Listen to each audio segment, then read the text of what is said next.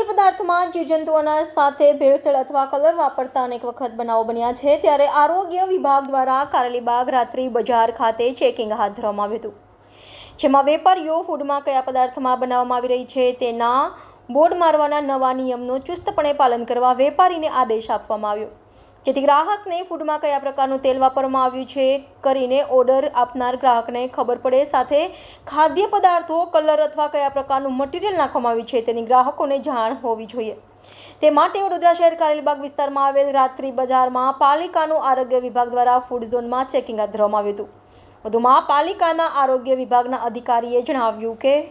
હાલ સરકારના પરિપત્ર મુજબ દરેક વેપારીઓએ જે જમવાનું ગ્રાહકોને આપવામાં આવે છે એ કયા તેલમાં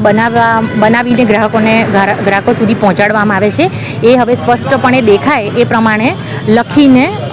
રાખવાનું છે કે કપાસિયા તેલમાં બનાવવામાં આવે છે, પામોલીનમાં બનાવવામાં આવે છે કે સિંગ તેલમાં બનાવવામાં આવે છે। તદુપરાંત એ બટરમાં બનાવે છે કે ન્યુટ્રોલાઇટ એટલે ટેબલ સ્પ્રેડ યુઝ કરે છે એ પણ એ લોકોએ ખાસ સ્પષ્ટપણે ગ્રાહકો વાંચી શકે એ પ્રમાણે દર્શાવવાનું છે। બીજી તો જે અમે લોકો ખાસ કરીને વરસાદની સિઝનમાં જે આપીએ છીએ કે ભાઈ ચોખ્ખાઈ હાઇજેનિક કન્ડિશનમાં વસ્તુ ખાદ્ય પદાર્થ હાઇજેનિક કન્ડિશનમાં જ બનાવીને ગ્રાહકો સુધી પહોંચે એની સૂચના આપીએ છીએ। હા, લગાવતા નથી એ પ્રમાણે એ લોકોને સૂચના આપીએ છીએ કે લગાડીને રાખો, ને જે લોકો પાસે નથી એ લોકોનો તો ધંધો બંધ કરાવી દઈએ છીએ।